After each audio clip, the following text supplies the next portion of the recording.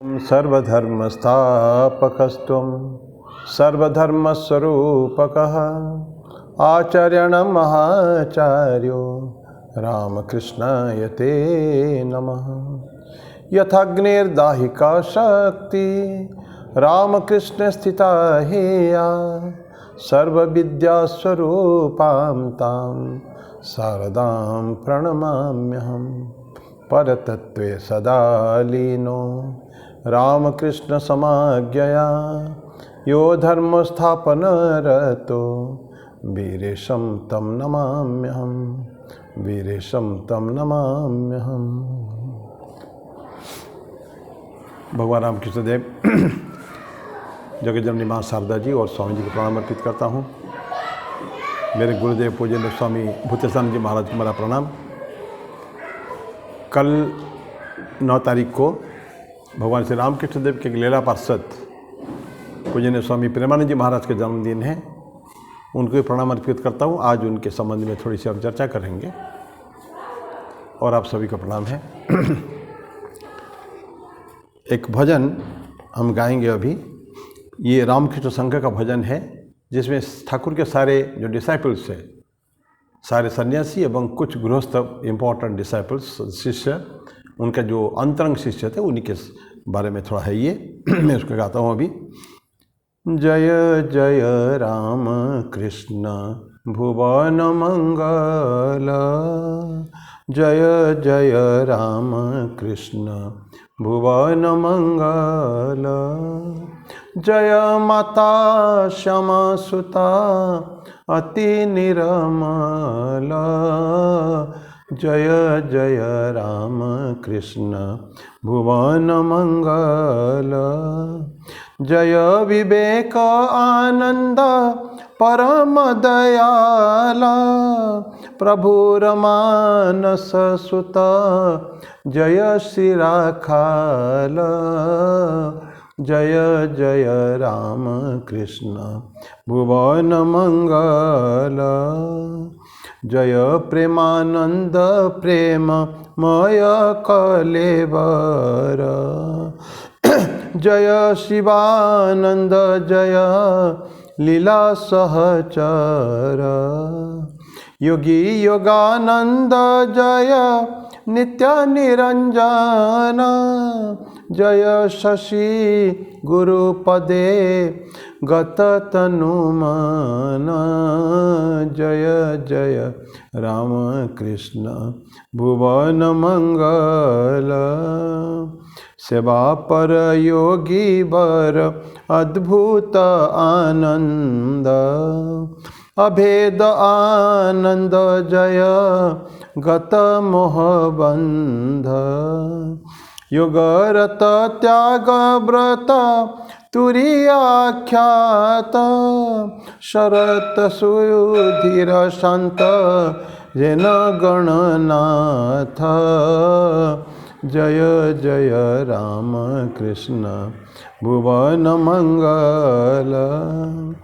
जीवे शिवे सेवा व्रत गंगाधर वीर, जय श्री विज्ञानानंद प्रशांत गंभीर, प्रवीण गोपाल मातृ सेवा परायण, शारदा शारदा पदे गत प्रणमन, जय जय राम कृष्ण भुवन मंगल, प्रवीण गोपाल मातृ सेवा परायण, शारदा शारदा पदे गत प्रणमन, जय जय राम कृष्ण भुवन मंगल, बालक चरित्र जय सुबोध सरल, नागवर त्याग वीर विवेक संबल, कथामृत बरिषण प्रेम जलधर, गिरीश भैरव जय विश्वास आकार, जय जय राम कृष्ण भुवन मंगल।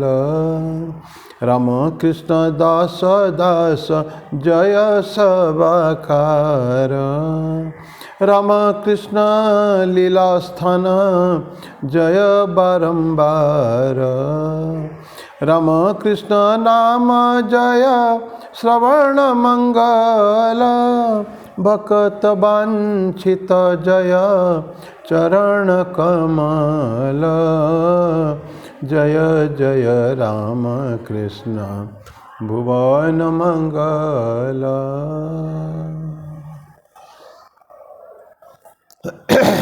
उसने सारे 16 सन्यासी शिष्य एवं कथामृत के जो लेखक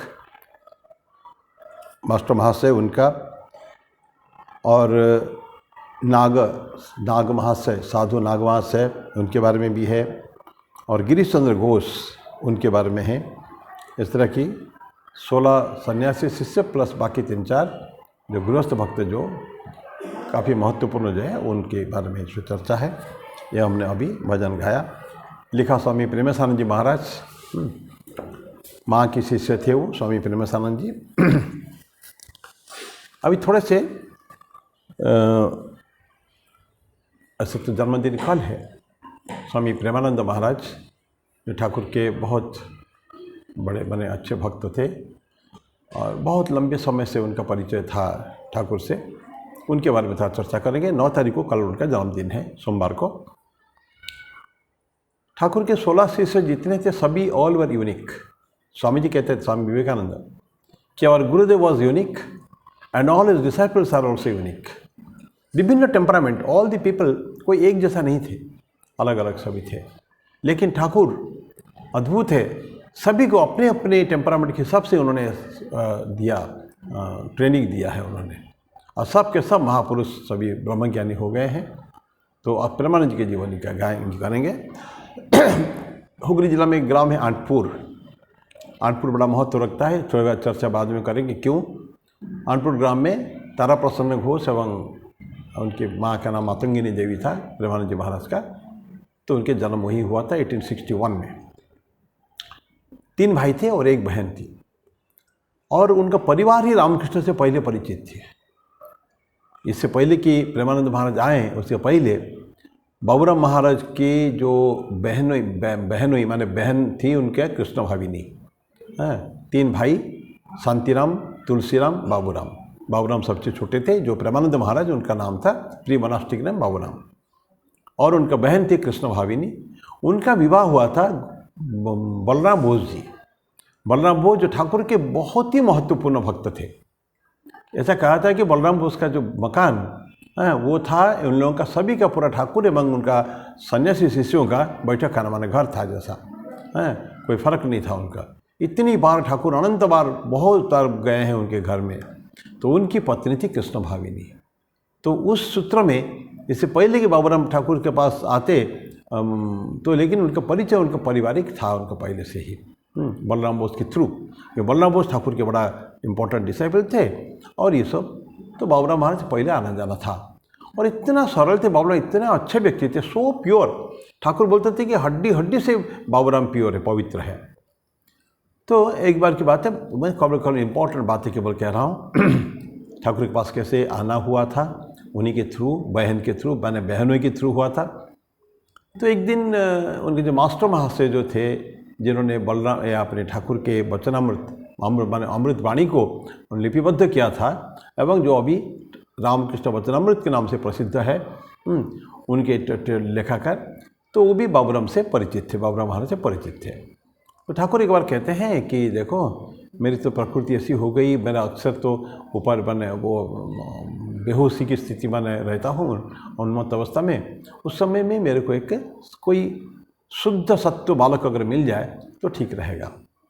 तो अगर बाबूराम आ सके तो अच्छा रहेगा। तो मास्टर बोला ठीक है, बाबूराम को कुछ करेंगे, कोई प्रॉब्लम नहीं है। तो बाबूराम महाराज इतना पवित्र थे, ठाकुर जब समाधि में रहते थे उस समय में कोई भी पवित्र व्यक्ति को स्पर्श किया, ठाकुर एकदम शक लगता था, वृश्चिक दंशन, बिच्छू को काटा, इस तरह का लगता था उनको। तो बहुत ही जो एक्सट्रीमली प्योर जो सोल, वही केवल ठाकुर को स्पर्श कर सकते थे। उस हिसाब से ठाकुर के कुछ डिसाइपल रहते थे, तो लेकिन बाबूराम को उन्होंने चाहा और बाबूराम आए उनके पास। लेकिन बहुत सुंदर घटना है। ठाकुर एक बार कृष्ण भाई नाम जो उनके माँ है मातंगिनी देवी, ठाकुर ने बोला कि देखो वो तो शिष्य थी, उनके बहुत क्लोज डिसाइपल थे। सो बोले कि मैं तुमसे एक चीज़ मांगूंगा, दोगी? बोले हाँ बिल्कुल दूंगी, क्यों नहीं, अगर मेरे पास वो देने के लायक हो तो बिल्कुल दे दूंगी। तो बोले कि तुम्हारा जो बेटा है लड़का बाबूराम, उसको मेरे को दे दो। हैं तो माँ तो राजी हो गई, एकदम राजी हो गई, हैं राजी हो गई। लेकिन बोला कि ठीक है, ऐसा कि पुत्र को कोई थोड़ी ऐसे देता है, तो मेरा भी कुछ आपसे मांग है। बोले क्या मांग है बताइए? बोले कि देखो, नंबर 1, एक तो हमारी भक्ति हमेशा आपके चरणों में हो, जो ऑलरेडी थी, मेरी परम भक्ति आपके चरणों में हो, ये तो है। और नंबर 2, मेरे तीनों जो संतानें हैं, पुत्र है शांतिराम, बाबूराम और तुलसीराम, मेरे रहते किसी की मृत्यु ना हो, ये मैं चाहता हूँ। मेरे सामने में किसी की मृत्यु नहीं ना देखो। ठाकुर ने वो भी दे दिया आशीर्वाद, ओके कर दिया। ठाकुर ऐसे कभी भी बहुत कम केसेस में आप ऐसे आशीर्वाद देते थे, और ये तो आशीर्वाद जैसा हो गया जैसे काला जी, मेरे सामने तीनों की मृत्यु नहीं होगी, इस तरह की जो देना आशीर्वाद, ये बहुत बड़ी बात है। और इसका हम आगे चल के देखेंगे। एक समय में बाबूराम महाराज इतना सीरियसली बीमार थे, उनके बचने की उम्मीद नहीं थी बिल्कुल कि बच जाएंगे, वो नहीं तो था। तो उनकी माँ थी, लेकिन बाबूराम महाराज वॉज वेरी कॉन्फिडेंट। बोले कि चिंता कोई मत करो, मैं मृत्यु नहीं होगी मेरी। क्यों? बोले कि मेरी माँ भी जिंदा है, और माँ को ठाकुर ने दिया वचन दिया है कि उनके समय में वो किसी की मृत्यु नहीं देखेगी। तो इसका मतलब मेरी मृत्यु नहीं होने वाली है, और सचमुच जैसे ही हुआ। बाबूराम महाराज की मृत्यु नहीं हुई, ठीक हो गए। तो फिर बाद में उनके माँ के जाने के बाद ही वो उनकी मृत्यु हुई 1918 में। बहुत आगे की बात है ये। तो ये इस तरह की उनकी घटना है, माने ये छोटी घटना उनके जीवन में। बहुत आनंद में उन लोग से रहने लगे। बाबू सभी जितने 16 डिसाइपल थे, दक्षिणेश्वर में उनके सारे आना जाना था। बाबूराम महाराज खूब आते थे, ठाकुर के पास अक्सर रहा करते थे, ठाकुर ने ही चाहा था। तो ये जो घटनाएं हुई, उसके बाद ठाकुर का तो देहावसान हो गया। उनके बाद बाबूराम जी जो ये है अगस्त 16 की बात है, 1886 ठाकुर चले गए। वो लोग काशीपुर में अंतिम जो लीला स्थान ठाकुर का था, काशीपुर उद्यान वाटी, जब ये बहुत फेमस वहाँ आश्रम सेंटर है, ठाकुर के वहाँ शरीर गया था, इसके कारण तो प्रतिवर्ष कल्पतरु उत्सव भी हुई होता है 1 जनवरी को। तो वहाँ से वो सेवा करने लगे। जब ठाकुर का देहावसान हो गया अगस्त 16 को, फिर वो आश्रम बराहनगर मठ, जहाँ उन्होंने किराए का मकान लिया था, अंतिम लीला स्थान काशीपुर उद्यान वाटी, उसको छोड़ के एक भुतहा मकान उन्होंने बराहनगर में खोजा। स्वामी विवेकानंद तब अमेरिका भी जाने वाले थे, मैंने परिव्रजा में चले गए थे। जाने से पहले ये 1886 में ही स्वामी विवेकानंद, तो नरेंद्रनाथ दत्त थे, स्वामी जी नहीं हुए थे। उन्होंने जाके खोजे, उनके सुरेंद्रनाथ मित्र ठाकुर के जो शिष्य थे, उनके साथ मिलकर एक भुतहा मकान, एक बहुत पुराना मकान, 10 रुपया 11 रुपया किराए में उस समय मिला था उनको, वहीं से वो रहने लगे। इतना चरम दरिद्रता, उसमें गरीबी थी, उनके खाने पीने को ठीक नहीं, कुछ नहीं। सुरेंद्रनाथ मित्र महाशय के सहायता से इसको धीरे धीरे चलने लगा। ठाकुर के देहावसान के कुछ दिन बाद, दिसंबर के महीना, यही समय की बात है, इसी दिसंबर महीना में, तो माँ मातंगिनी देवी बाबूराम महाराज की एक बार बुलाया। बड़ी स्नेही थी वो, सभी तो उनके लिए सभी पुत्रवत है, तो उन्होंने सबको बुलाया, क्योंकि उनका बेटा बाबूराम है। तो बोला सब लोग, आओ बेटा हमारे घर में थोड़ा कुछ दिन रहो, ठाकुर तो चले गए, तो यहाँ थोड़ा साधना करो। उस समय 9 लोग टोटल थे, 9 या 10 लोग थे टोटल। वो सभी गए वहाँ, और काफ़ी कुछ दिन रहे गाँव में। बहुत सुंदर वातावरण, ग्राम्य वातावरण, और हर रोज़ ठंडी का मौसम होने के बाद भी रात को धुनी जला के वो लोग वो करते थे, मैंने साधना करते थे धुनी के चारों तरफ। एक दिन की बात है, सडनली स्वामी जी को एक तो ये प्रेरणा, अंत प्रेरणा हुई कि हम आज जीसस क्राइस्ट के बारे में कुछ बोलेंगे। और सभी त्याग वैराग्य के भरपूर, ये जितने शिष्य थे ठाकुर के बाद जाने के बाद, इतना वैराग्य भरा हुआ बिल्कुल। तो उनके सामने स्वामी जी ने एक दिन रात को मिडनाइट में अग्नि के समक्ष सब बैठ के साधना करते हैं। स्वामी जी ने जीसस क्राइस्ट के बारे में बहुत सुंदर बातें कही। उनका वैराग्य, उनका त्याग, उनका मृत्यु, ये सब के बारे में बताया उन्होंने। और इत्तेफाक ऐसा हुआ, इमीडिएटली उनको जब पता चला कि उसी दिन रात को 24 दिसंबर के नाइट है, दैट इज जीसस क्राइस्ट का जन्मदिन वही था। तो मिडनाइट की बात है ये, तो बड़ी आनंद की बात है, जिनके बारे में स्वामी जी ने बता दिया न जानते हुए भी, तो उसी दिन उनका जन्मदिन था। तो इसलिए रामकृष्ण सेंटर में, मिशन सेंटर में, मठ सेंटर में 24 जनवरी को और 25 जनवरी को सेलिब्रेशन होता है, क्योंकि वो उसी दिन उन्होंने सभी ने जीसस क्राइस्ट की बातें सुनने के बाद अग्नि के समक्ष उन्होंने सभी ने कसम खाया कि हम अब पूर्ण रूपेण वैराग्य जीवन यापन करेंगे, संन्यास जीवन, तो संन्यास नहीं हुआ है, यापन करेंगे और घर वापस नहीं जाएंगे। ये उन्होंने कसम खाया, मैंने सभी ने प्रॉमिस किया अपने आप अग्नि के समक्ष, और फिर चले गए वहाँ से। 1887 में जनवरी महीने में ही उनका संन्यास हुआ, वही बराहनगर मठ भी। और विवेकानंद देखिए उनका मुख्य थे, सबके लीडर वही थे, उन्होंने सबका नाम दिया, तो बाबूराम महाराज का नाम हो गया स्वामी प्रेमानंद। हाँ, तो इस तरह की संन्यास संघ का गठन भी हो गया है, स्वामी जी निकल गए। और तब से लेकर फिर धीरे धीरे 1886 से 1892 तक 6 साल तक वो बराहनगर में रहे। 92 से 98 तक वो लोग आलम बाजार एक मठ वहाँ पास में है, वहाँ चले गए। और वहाँ से फाइनली 1898 में कुछ दिन एक दूसरे मकान में नीलम्बर मुखर्जी के हाउस में रहने के बाद, बेलूर मठ से बिल्कुल पास में था वो, रहने के बाद 1898 में वो लोग फाइनली आए बेलूर मठ में। वहाँ बाबूराम महाराज मैनेजर रहे और करीब करीब जीवन के अंत तक और वहाँ के मैनेजर सब काम देखते थे। इतना प्रेमी, उनका मठ का मदर बोला जाता था, मदर ऑफ द रामकृष्ण मठ, ऐसा हो। इतना स्नेही, कभी रात को 12 बजे 1 बजे कोई बाहर से कोई आते हैं, कोई सडनली होता था उस समय में, उनको भोजन कराना, खाना बना कर खिलाना।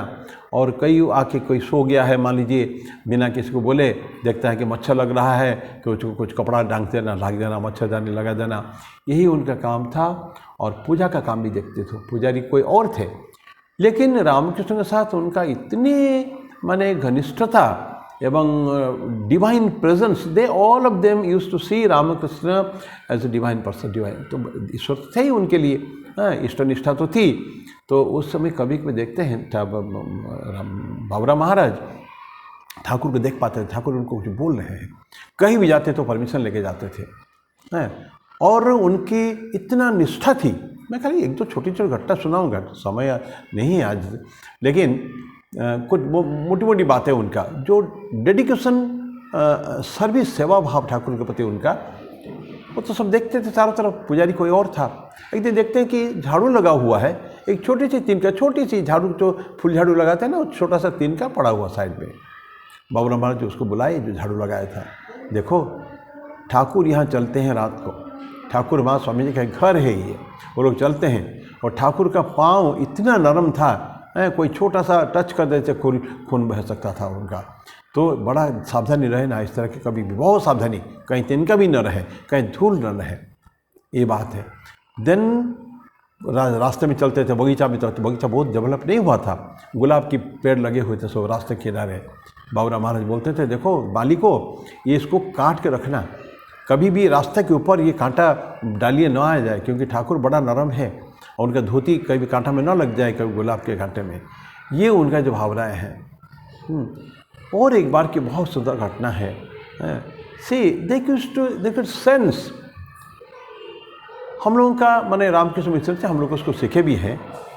कोई भी नया कपड़ा, कोई वस्त्र हमारा आता है ना, आता है, उस सब की बात है, वो सब सभी ठाकुर को पहले ऑफर करते थे, पहले फिर वो खुद पहनते थे। ठाकुर को ऑफर करने के बाद प्रसाद के रूप से उसको ऑफर ग्रहण करते थे। तो एक दिन की बात है, बाबूराम महाराज एक कपड़ा खरीदे हैं नया, वो तो सिला हुआ कपड़ा साधारण तो नहीं पहनते थे, कुछ धोती कुछ होगा कुछ पहनने के लिए, और चादर ओढ़ते थे। लेकिन नया वस्त्र खरीदा, जब ठाकुर को अर्पित करने गए तो ठाकुर ने उनको विज़न में बोलते हैं, बाबूराम तुम्हारा क्या मेरे प्रति सारा स्नेह खत्म हो गया? तो बाबूराम जो क्या बात है, समझ नहीं पाए क्या बोल रहे हैं। ठाकुर बोले कि तुम तो नया कपड़ा पहनते हो, मेरा कपड़ा देखो चूहा काट गया है। और सचमुच जाके पीछे देखते हैं, जहाँ रखा होता ठाकुर कपड़ा, वो कपड़ा को चूहा काट गया है। बड़ा उनको ग्लानि हुई, बहुत ग्लानि हुई कि देखो हम लोग देख भी नहीं रहे हैं। और पुजारी को थोड़ा सा उन्होंने बोला भी, देख लिया करो इसको। तो ये जो माने पर्सनल टच जो उनका ठाकुर के साथ उनका था, ऐसा कई उदाहरण हैं। एक बार की बात है, बाबूराम महाराज ईस्ट बंगाल बहुत जाते थे। पूर्व बंग का उन समय तो का पाकिस्तान नहीं बना था, पूर्व बंग पश्चिम बंग ऐसा था। तो पूर्व बंग में ज़्यादा जो जाता था, अभी ढाका जिसका कैपिटल है, खुलना, मैमन सिंह, ये सब जगह में खो जाते थे वो। तो एक बार बांग्लादेश से लोग आए कि बाबूराम महाराज को लेके जाएंगे। तय हो गया, जेटी में, बेलूर जेटी में लगा हुआ, स्टीमर लगा हुआ, से जाएंगे, जहाज़ में जाएंगे वो, हैं जहाज़ में बांग्लादेश जाएंगे।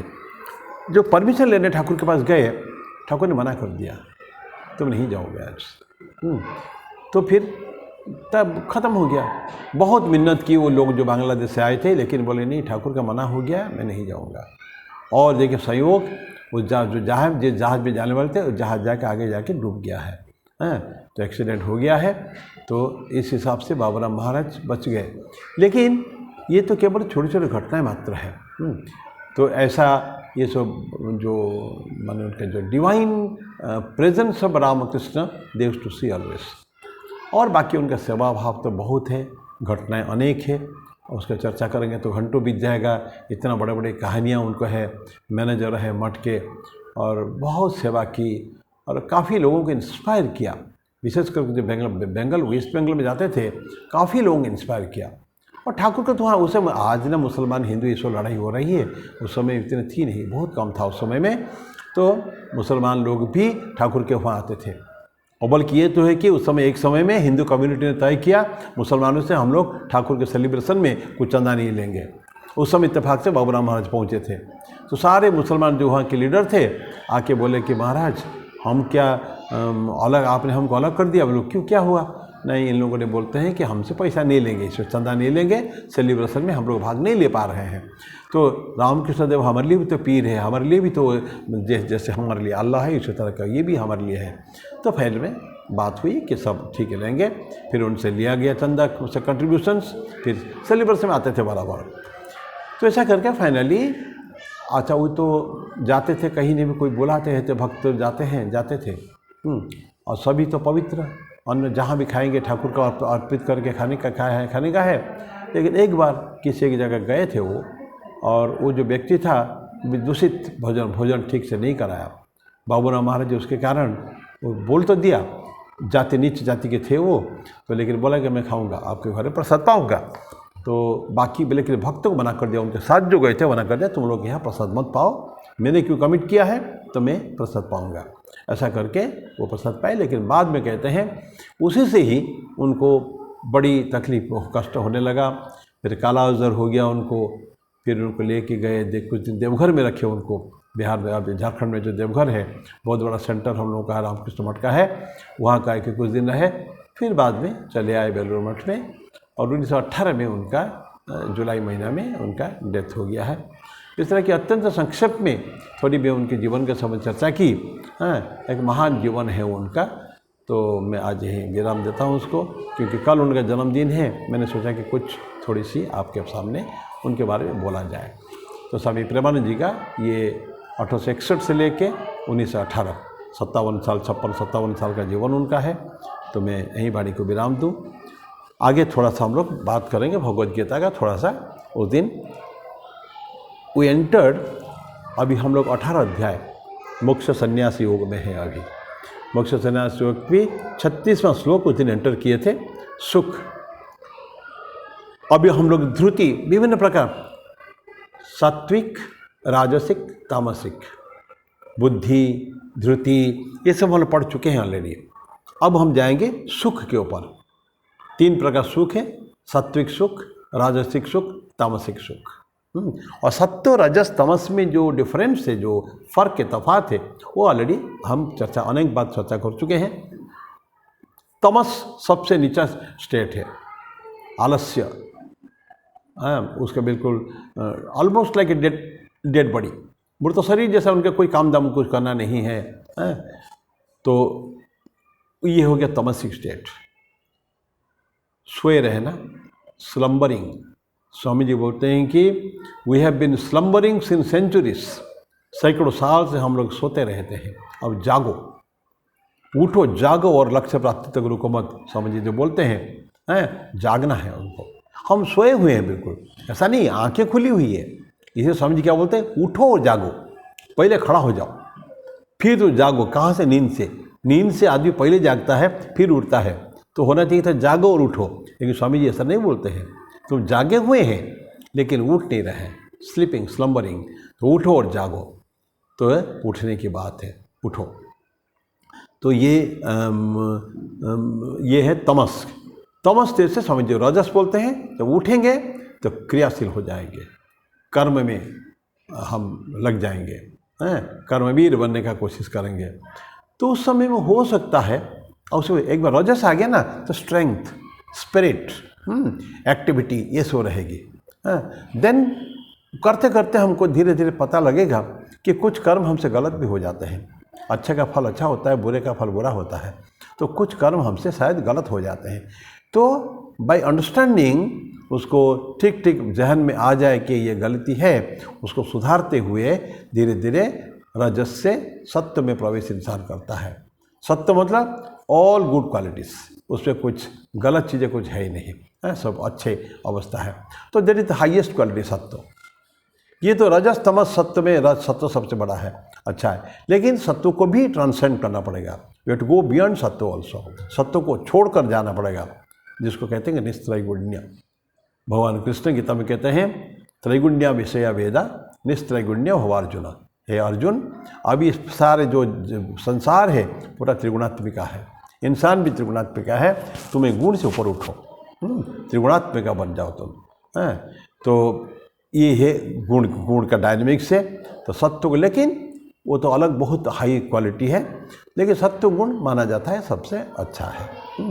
तो अभी हम लोग पढ़ेंगे पहले सुख के बारे में पहले, देन उसका सत्य, सत्व, रजस और तमस का डिफरेंट डिवीज़न वो फिर बाद में पढ़ेंगे हम लोग। तो सबसे 36वां अध्याय क्या है? 36वां श्लोक। सुखम त्विदानीम त्रिविधम शृणु मे भरतर्षभ अभ्यासात रमते यत्र दुखांतम च निगच्छति। हे भरत श्रेष्ठ, अर्जुन को बोलते भगवान कृष्ण, अब तो मुझसे 3 प्रकार के सुख को भी सुन। जहाँ अर्थात जिस सुख में मनुष्य अभ्यास से रमण करता है और जहाँ वह दुखों के अंत को प्राप्त हो जाता है। क्या होता है? दुख का अंत अभ्यास करता है।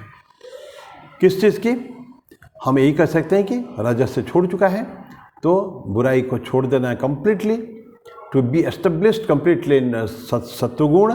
ये जिस सुख में अभ्यास में रमण करता है और जहाँ दुख के अंत को प्राप्त हो जाता है। दुख के अंत चाहिए उसको, दुख नहीं चाहिए। शास्त्र में आता है हम आत्यंतिक दुख निवृत्ति परम सुख प्राप्ति, ये शास्त्र का उद्देश्य है। उपनिषद पढ़ते हैं, वेद पढ़ते हैं, जो भी पढ़ते हैं, उसका मकसद लक्ष्य एक ही है कि हमको दुख का निवृत्ति हो जाए, दुख समाप्त हो जाए जीवन में। यद्यपि है डिफिकल्ट, कम्प्लीटली दुख बड़ा मुश्किल है जब तक कि ब्रह्म ज्ञान न हो जाए, ईश्वर लाभ जब तक न हो जाए। तो आत्यंतिक दुख निवृत्ति परम सुख प्राप्ति, सुख की प्राप्ति ये है। तो ये क्या बोलता है? दुखों का अंत हो जाता है। ये श्लोक का लिटरल मीनिंग है। इंसान ये हमेशा सर्च फॉर हैप्पीनेस, कोई व्यक्ति दुखी नहीं रहना चाहिए ना, सुख चाहिए, सुख किसी तरह का। अब सुख का हमारा कंसेप्ट क्या है, वो एक अलग हो सकता है। जैसे एक जगह संत स्वामी जी भी कहते हैं कि जो चोर जो है ना, चोरी के डाका डाल के वो भी सुख प्राप्त करता है, he gets money out of it. वो समझता नहीं है, तब तक जीवन में समझता नहीं है कि सत्वगुण में जो उठेंगे ये सारे जो हिंसा, द्वेष, वैमनस्य ये सब समाप्त हो जाएगा और मैं केवल परम सुख में पहुंच जाऊंगा। ये चीज़ तब तो समझता नहीं है वो, लेकिन सुख के तलाश में सभी है। और स्वामी जी बोलते हैं जैसे चोरी डाकू भी कर सकता है, और जो व्यक्ति साधु वन में बैठ के, गुफाओं में, कंदराओं में बैठ के जो ध्यान करता है वो भी सुख प्राप्ति के लिए करता है। यद्यपि हम उसको आनंद कहते हैं, लेकिन सुख की जो बात चल रही है तो वो सुख प्राप्त करने के लिए, तो सुख प्राप्त करने के तरीका अलग अलग है। कोई चोर डाकू करता है, कोई कुछ और करता है, कोई बिजनेस करता है, बट इवेंचुअली हमको चाहिए क्या? सुख। इसे बोलते हैं कि आत्यंतिक दुख निवृत्ति, अत्यंत जो भी है अंदर जितना दुख है वो निकल जाना चाहिए, निवृत्ति हो जानी चाहिए उसका, और परम सुख प्राप्ति, परम आनंद की प्राप्ति होना चाहिए। सुख भी नहीं, एक्चुअल आनंद शब्द हम लोग यूज़ करते हैं। सुख तो साधारण तो इंद्रिय वस्तु के जो भोग है उससे सुख मिलता है, पर आनंद मिलता है, ब्लिस, जॉय जिसको कहते हैं, ये मिलता है कहाँ से? ईश्वर के आराधना से, ईश्वर को प्राप्त करने पर ही होता है ये। तो ये मनुष्य का जो स्वभाव है ये जीवन के लिए बहुत इम्पोर्टेंट है, आनंद की प्राप्ति। नहीं तो इंसान डल हो जाता है, बिल्कुल कुछ रहेगा ही नहीं जीवन में ना। और तभी जाके जब सुख का प्राप्ति करते हैं, that gives impetus to life को, एक जो दिशा देने वाला जो है, एक पुश देने वाला है जीवन को। जो जीवन अभी स्थिर है, उस स्थिरता को ऊपर उठा के ऊपर चढ़ाने का बिल्कुल उसको, because we have to go up. सीमा नहीं है, हमारी आध्यात्मिक उत्थान की सीमा नहीं है, असीम है वो है। तो हम असीम में जी रहे हैं, इटर्निटी में जी रहे हैं, तो छोटे में सुख नहीं होने का है, छोटे में सुख नहीं होता है। भूमैव सुखम यो वै भूमा तत्सुखम न अल्पे सुखम अस्ति। सुख छोटे में नहीं है, किसमें? भूमा में। यो वै भूमा, भूमा तो विशाल का है, विशाल की चीज़ है, द ग्रेट थिंग। भूमैव सुखम बोलते हैं, अंत में भूमा ही सुख है। बड़ा चीज़ जो है, बहुत विशाल चीज़ है, वही सुख है, अल्प में सुख नहीं है। छोटा मोटा चीज़ प्राप्त कर लिया, क्या प्राप्त है? कुछ नहीं है, उससे कुछ होता नहीं, थोड़ी देर के लिए होता है। लेकिन द हाईएस्ट हैप्पीनेस तो क्या है? विच इज जॉय और ब्लिस, ईश्वर की प्राप्ति, भगवान को प्राप्त करना, वो अंतिम है। तो अंतिम तक इंसान पहुँचेगा, बट साधना तो कहीं ना कहीं शुरू होना है ना। तो ये बोलते हैं कि ये जीवन को कोई भी इंसान कहीं भी है, ऐसा व्यक्ति किसी को देखा नहीं है कि वो सुख ना चाहता हो या दुख चाहता हो, नहीं। क्षणिक दुख आता है, सुखम दुखम, सुख दुख एक पहिया जैसा है, घूमते हैं, तो दुख भी आएगा, लेकिन फिर भी इंसान जो है प्राप्ति, दुख प्राप्ति के लिए नहीं करता है, वो सुख प्राप्ति के लिए ही प्रयास करता है वो। और जो एफर्ट्स, जो मेहनत करते हैं लोग, गजब क्या देखते हैं हम सब, ये हम लोगों का एक्सपीरियंसेस है। जहाँ भी देखो, एक लेबरर सारा दिन बेचारा काम करता है सुबह से, जहाँ साहब बाकी लोग जो असंपन्न व्यक्ति सोते रहते हैं जो रजा के नीचे, वो बेचारा सुबह उठ के, आजकल तो लेट होने चल गया, 9 साढ़े 9, पहले कोई पहुँचते नहीं, अलग बात है। लेकिन एक लेबर का लाइफ ही ऐसा है, दिन भर उसको हड्डी तोड़ मेहनत करना पड़ेगा। क्यों? Why? Because wants some money at the end of the day. 500 रुपया उनका आजकल के जीवन में 400, 500, 600 रुपया उनको जो मिलेगा, उससे 100-200 रुपये का दारू पी जाएगा वो, हैं, घर थोड़ा लेके जाएगा, लेकिन फिर भी उसी में उनका सुख भी है। थोड़ा दारू शराब पीना, उसमें भी सुख है, और घर में आके साधारण जीवन यापन करना, उसमें भी सुख है। लेकिन after he is working for this money, बड़े बड़े बिजनेस, करोड़पति, अरबपति, अंबानी, अडानी या कोई भी बड़े बड़े और है, तो वो क्या करते हैं? उनको और विशाल एम्पायर, उनका साम्राज्य बनाना है उनका बिजनेस का, उसके लिए करते हैं, बहुत मेहनत करते हैं, हजारों उनके पास एम्प्लॉइज़ हैं। तो through other people also they are trying. तो होते ही इमेजरेबली द इफेक्ट मैंने बढ़ते, मेहनत जो करते हैं ज़बरदस्त है वो उसमें, और उसमें उनको सुख मिलता भी है ऊपर। लेकिन मेहनत तो सभी लोग करते हैं, सभी लोग मेहनत करते हैं, लेकिन जो मिलना चाहिए, जिससे समान जैसा सुख प्राप्त नहीं होता है। एक बड़े व्यक्ति, जो करोड़पति व्यक्ति, जितना सुख उसको मिलता है बेशक भोग में, सुख मत का हम इंद्रिय भोग की बात करेंगे, जो आनंद उसको खुशी मिलती है, वो खुशी एक लेबरर को 400 रुपया 500 रुपया मिलने वाला उसको नहीं मिलता है उसको इतना। लेकिन मेहनत है, वो भी मेहनत करता है, ये भी मेहनत करता है, तो मेहनत तो करना है तो हमको सुख मिलेगा। लेकिन कुछ लोगों के लिए इतना क्विकली, शीघ्रता से सुख आता है और शीघ्रता से चला जाता है। कहते हैं ना कि बिजली चमकता है ना, बिजली कौनता है, चमकता है, like lightning it flashes bright, लगेगा तो ये तो सुख बस प्राप्त हो रहा है, लेकिन इससे पहले कि हम उसको भोग सकें वो सुख फिर गायब हो जाता है। तो एक लुका छुपी का जो गेम होता है वही चलता है, ऐसा मान के हम लोग चले हैं। तो हाइड एंड सीक जो होता है वही चलता है। तो हम प्राप्त ठीक जो होना है लाइफ में, एक परमानेंट नेचर का सुख चाहते हैं, है ना। कोई नहीं चाहता है कि हम आधा घंटे के लिए, 1 घंटे के लिए, 2 दिन के लिए सुख करें, सुख प्राप्त करें, फिर बाकी हमारा दुख ही दुख हो। नहीं, ऐसे एक परिवेश में रहें जहाँ सुख तो मिलेगा ही मिलेगा फाइनली, लेकिन दुख ज़्यादा ना हो कम से कम, लेकिन फिर दुख चाहिए भी। सुख का एक्सपीरियंस करने के लिए दुख की आवश्यकता है। दुख आता है, सुख का मुकुट पहन कर आता है, ऐसा बोलता है। ऊपर दिखेगा कि सुख दिखेगा, लेकिन आता है एक्चुअल दुख है।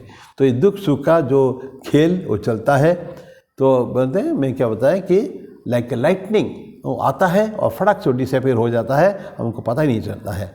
लेकिन फिर भी सर्च जो तलाश जो है, सुख का तलाश कभी समाप्त नहीं हो पाता होता है, वो चलता रहेगा, अनंत काल से चलता है, लोग कभी छोड़ेंगे नहीं।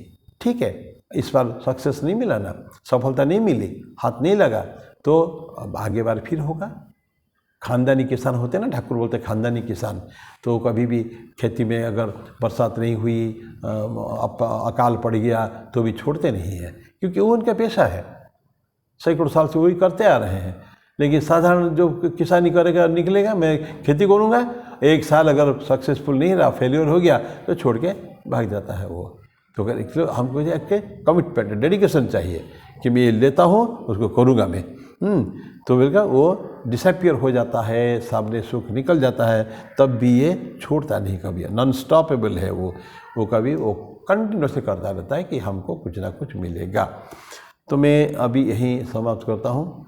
आज गीता के ऊपर ज़्यादा चर्चा नहीं कर पाए, वो फिर अगली बार करेंगे, क्योंकि आज प्रेमानंद जी महाराज के जन्मदिन के कल इसके कारण आज थोड़ा सोचा कि उनके बड़े महान जीवनी है, थोड़ा फिर मेहरबानी को विराम दो, अगली बार फिर मिलेंगे, तब तक के लिए ओम शांति शांति शांति। हरि ओम तत्सत। श्री राम कृष्णार्पणमस्तु।